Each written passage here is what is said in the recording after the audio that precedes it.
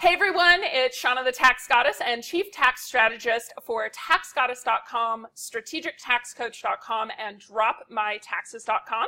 And as you can see today, we have a wonderful expert with us here. Thank you. Oh, so sweet. He's so sweet. You see, this is how come our videos are long. I love it because Greg's just fabulous. It's lovely. And now you've totally thrown me for a loop, Greg. Thank you. All good. So, audience, if you guys are here today, you have reached the channel Tax Strategies That Save Entrepreneurs Thousands.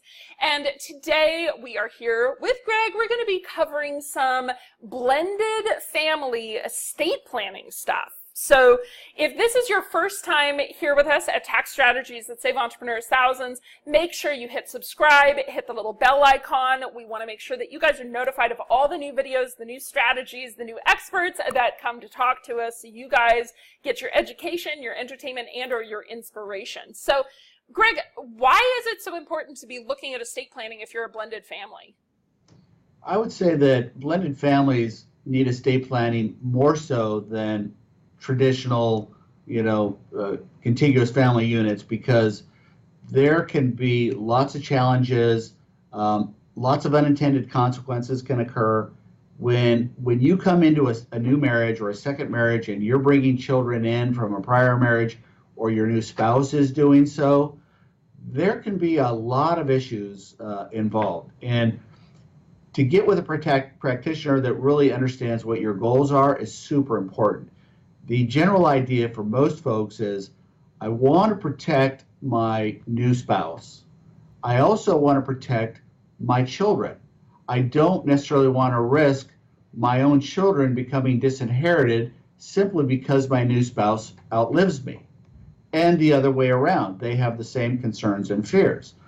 Also, what can come into play in a second marriage is you'd like the family to get along. You'd like your children to embrace the new person in your life the same way you do, but there's always something in the back of the mind is, she's going to walk away with our inheritance. He's going to walk away with our inheritance.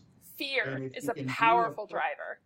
And if you can do appropriate planning and actually communicate with your children when you have sort of figured out what you want to do, that, look, I'm going to make provisions here that protect you and your interests because you mean a lot to me, and I don't want you to worry that you're going to somehow get unintentionally or accidentally on purpose disinherited down the road.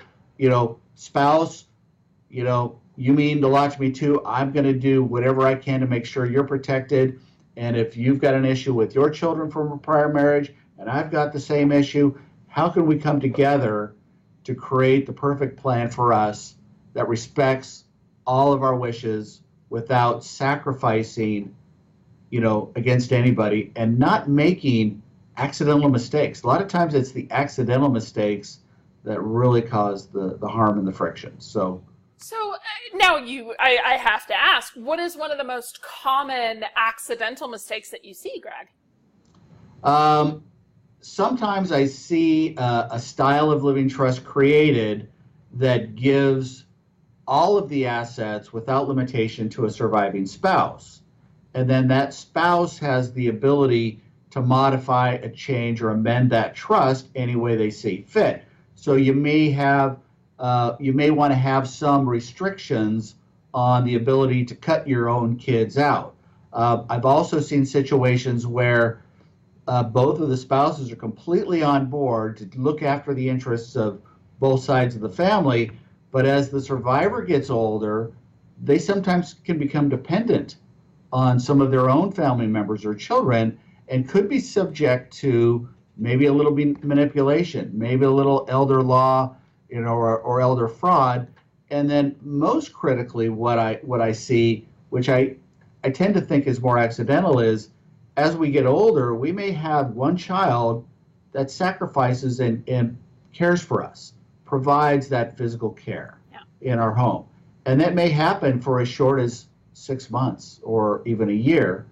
But then a lot of times what we see happen is the clients become dependent, and they say, I just want to give the house or the entire estate to this one of 4 children. when, they've served in that capacity, and God bless them for doing so. But does that really mean that they should inherit the entire estate because of that period of service?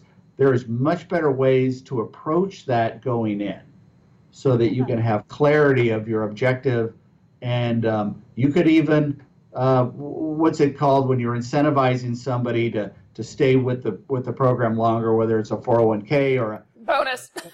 You could say, hey, look, if you're caring for me 24/7 for the next 7 years, then yeah, maybe it's worth providing you more of a lion's share. But if I just give you the lion's share and I should pass away in 3 months, then all of a sudden that's an unintentional outcome. And there you go. As an example. So thank you. Yeah, because, a lot of it, what I found is that people, basically, none of us like to talk about death. Period. Right? So it tends to be a very kind of sore subject, or very caution kind of subject, and people don't talk about it, whatever. But you mentioned the word clarity, and that really sticks out to me, is that, work with a professional who's going to help you, if you're the older parent or whatever, help you get the clarity. Work with a professional who's going to talk to both you and your spouse to make sure that both sides are really being taken care of. So, again, looking at the goals of the family as a whole. So that's great, Greg. Thank you. Really appreciate that. It's a lot to think about, actually. It's amazingly important, because there's no family, construct that is more prone to having things happen that you probably didn't intend to happen. Than the blended family. It's Okay. so important to have somebody who understands that and can really find out what your goals are. And help you plan for it. And there we go. And this is why we call experts. So thank you so much.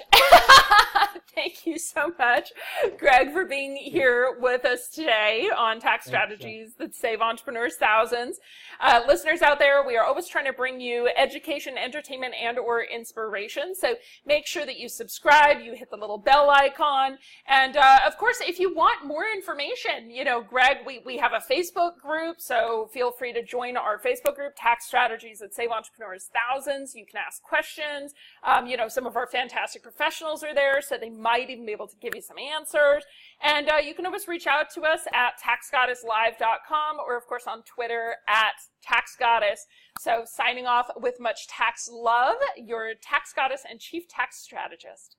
Bye. Thanks, Greg. Bye. Thank you.